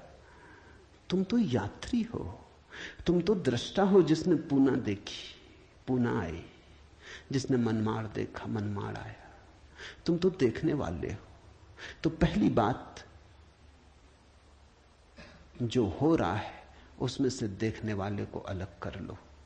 देह को अपने से अलग कर और चैतन्य में विश्राम। और करने योग्य कुछ भी नहीं है। जैसे लाओत्सु का सूत्र है समर्पण, वैसे अष्टावक्र का सूत्र है विश्राम, रेस्ट। करने का कुछ भी नहीं है। मेरे पास लोग आते हैं, वो कहते हैं ध्यान कैसे करें। वो प्रश्न ही गलत पूछ रहे हैं। गलत पूछते हैं तो मैं उनको कहता हूं करो। क्या करोगे? तो उनको बता देता हूं कि करो, कुछ ना कुछ तो करना ही पड़ेगा। अभी तुम्हें करने की खुजलाहट है तो उसे तो पूरा करना होगा। खुजली है तो क्या करोगे? बिना खुजाए नहीं बनता।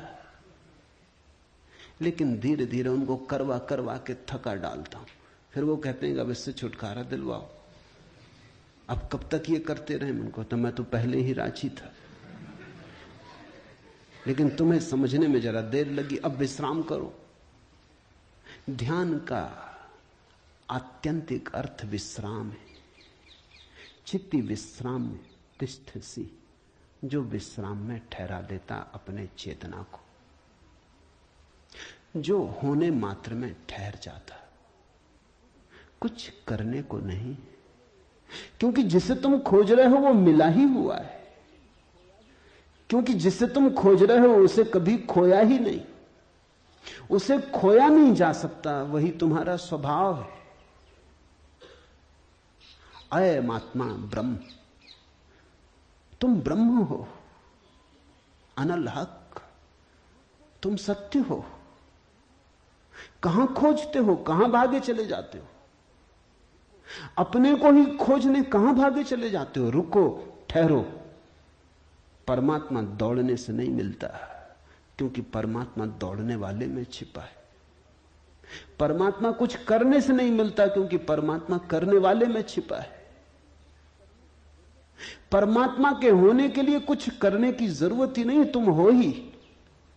इसलिए अष्टावक्र कहते हैं चित्ती विश्राम में, विश्राम करो, ढीले छोड़ो अपने को, ये तनाव छोड़ो। कहां जाते? कहीं जाने को नहीं, कहीं पहुंचने को नहीं। और चैतन्य में विश्राम, तो तू अभी ही इसी क्षण अधुनैव सुखी, शांत और बंध मुक्त हो जाएगा। अनूठा है वचन, नहीं कोई और शास्त्र इसका मुकाबला करता है। तू ब्राह्मण आदि वर्ण नहीं, और न तू कोई आश्रम वाला है, और न आंख आदि इंद्रियों का विषय। असंग और निराकार तू सबका, विश्व का साक्षी है, ऐसा जानकर सुखी हो। अब ब्राह्मण कैसे टीका लिखे? तू ब्राह्मण आदि वर्ण नहीं। अब हिंदू इस शास्त्र को कैसे सिर पे उठाएं? क्योंकि उनका तो सारा धर्म वर्ण और आश्रम पे खड़ा है, और ये तो पहले से ही अष्टावक्र जड़ काटने लगे। वो कहते हैं तू कोई ब्राह्मण नहीं है, न कोई शूद्र है, न कोई क्षत्रिय है। ये सब बकवास है, ये सब ऊपर के आरोपण है, ये सब राजनीति और समाज का खेल है। तू तो सिर्फ ब्रह्म है, ब्राह्मण नहीं, क्षत्रिय नहीं, शूद्र नहीं। तू ब्राह्मण आदि वर्ण नहीं, और न तू कोई आश्रम वाला है, और न तो यह है कि तू ब्रह्मचर्य आश्रम में है कि गृहस्थाश्रम में है कि वानप्रस्थ की संन्यास। कोई आश्रम वाला नहीं है। तू तो इन सारी स्थानों के भीतर से गुजरने वाला दृष्टा साक्षी। अष्टावक्र की गीता हिंदू दावा नहीं कर सकते हमारी। अष्टावक्र की गीता सबकी है। अगर अष्टावक्र के समय में मुसलमान होते, हिंदू होते, ईसाई होते, तो उन्होंने कहा होता न तू हिंदू है, न तू ईसाई है, न तू मुसलमान है। अब ऐसे अष्टावक्र को कौन मंदिर बनाए? इसके लिए कौन इसके शास्त्र को सिर पे उठाए? कौन दावेदार बने? क्योंकि ये सभी का निषेध कर रहे हैं। मगर ये सत्य की सीधी घोषणा है, असंग और निराकार तू सबका, विश्व का साक्षी है, ऐसा जानकर सुखी हो। अष्टावक्र ये नहीं कहता कि ऐसा तुम जानोगे तो फिर सुखी होगे। वचन को ठीक से सुनना। अष्टावक्र कहते हैं ऐसा जानकर सुखी हो। न त्वम विप्रादिको वर्णनो नाश्रमी नाक्ष गोचरा असंगो असि निराकारो विश्व साक्षी सुखी भव। सुखी भव, अभी हो सुखी। जनक पूछते हैं कैसे सुख होगा, कैसे बंधन मुक्ति होगी, कैसे ज्ञान होगा? अष्टावक्र कहता है अभी हो सकता, क्षण मात्र की भी देर करने की कोई जरूरत नहीं है। इसे कल पर छोड़ने का कोई कारण नहीं, स्थगित करने की कोई जरूरत नहीं। ये घटना भविष्य में नहीं घटती, या तो घटती है अभी या कभी नहीं घटती। जब घटती है तब अभी घटती है, क्योंकि अभी के अतिरिक्त कोई समय ही नहीं है। भविष्य कहां है? जब आता है तब अभी की तरह आता है। तो जो भी ज्ञान को उत्पन्न हुए हैं अभी उत्पन्न हुए। कभी पर मत छोड़ना, वो मन की चालाकी है। मन कहता है इतने जल्दी कैसे हो सकता है, तैयारी तो कर ले। मेरे पास लोग आते हैं, वो कहते हैं संन्यास लेना। लेंगे कभी, कभी कभी ना लोगे। कभी पर टाला तो सदा के लिए टाला, कभी आता ही नहीं। लेना हो तो अभी, अभी के अतिरिक्त कोई समय ही नहीं है। अभी है जीवन, अभी है मुक्ति, अभी है अज्ञान, अभी है ज्ञान, अभी है निद्रा, अभी हो सकता जागरण। कभी क्यों? कठिन होता मन को, क्योंकि मन कहता है तैयारी तो करने दो।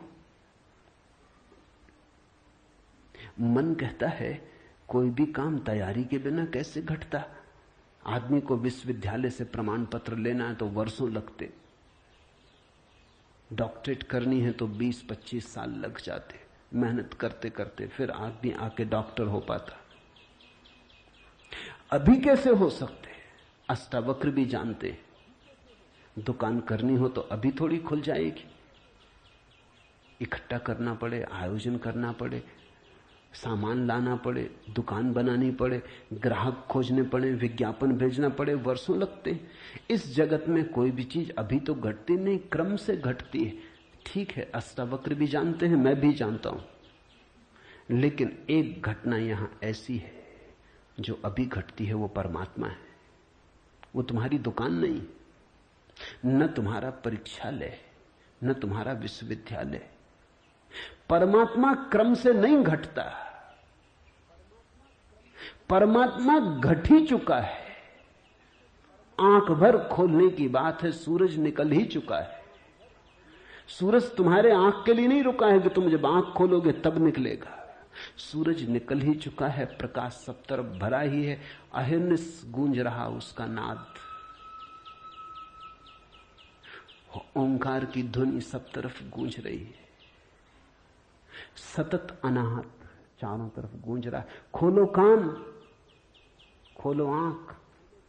आंख खोलने में कितना समय लगता है, उतना समय भी परमात्मा को पाने में नहीं लगता। पल तो लगता, पलक के झपने में। पल का अर्थ ही होता है जितना समय पलक को झपने में लगता उतना पल, मगर परमात्मा को पाने में पल भी नहीं लगता।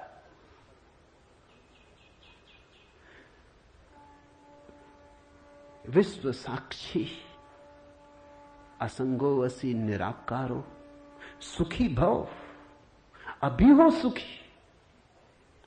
उधार नहीं है अष्टावक्र का धर्म, नगद, कैश।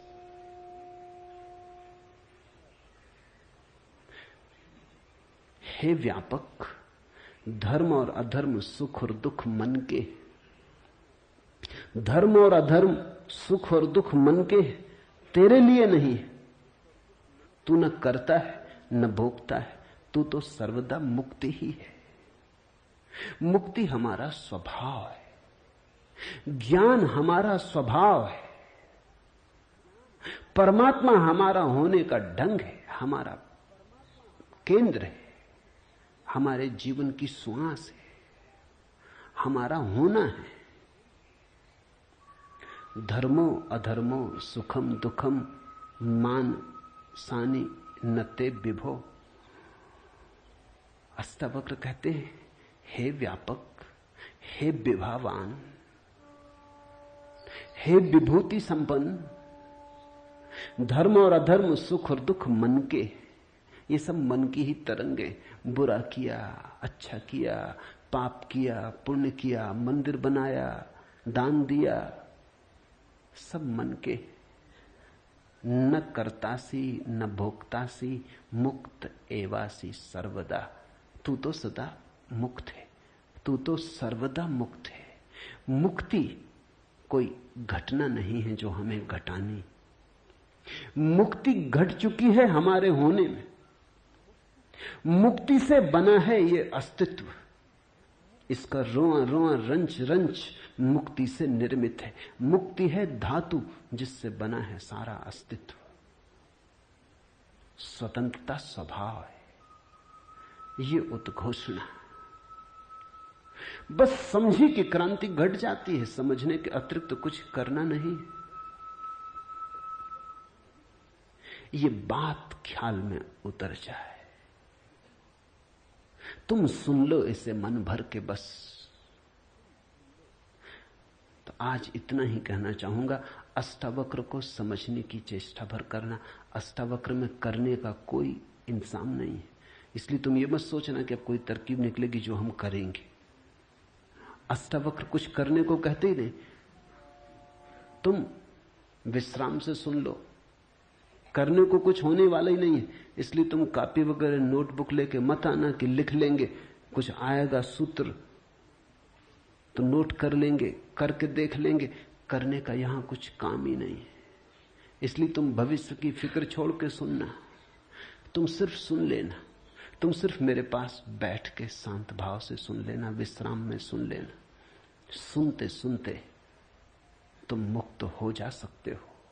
इसलिए महावीर ने कहा है कि श्रावक मुक्त हो सकता है सिर्फ सुनते सुनते। श्रावक का अर्थ होता है जो सुनते सुनते मुक्त हो जाए। साधु का तो अर्थ ही इतना है कि जो सुन सुन के मुक्त ना हो सका, थोड़ा कमजोर बुद्धि का है, कुछ करना पड़ा। सिर्फ कोड़े की छाया काफी न थी, घोड़ा जरा कुजात है, कोड़ा फटकारा तब थोड़ा चला, या मारा तो थोड़ा चला। छाया काफी है। तुम सुन लेना, कोड़े की छाया दिखाई पड़ जाएगी। तो अष्टावक्र के साथ एक बात स्मरण रखना, कुछ करने को नहीं है, इसलिए तुम आनंद भाव से सुन सकते हो। इसमें से कुछ निकालना नहीं है कि फिर करके देखेंगे।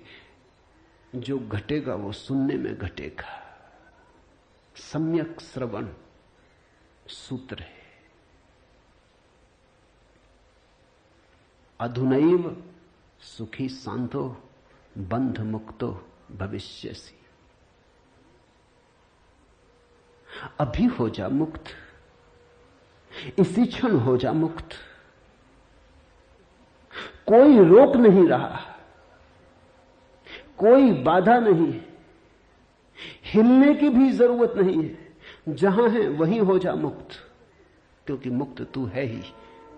जाग और हो जा मुक्त। असंगो असि निराकारो विश्व साक्षी सुखी भव। हो जा सुखी।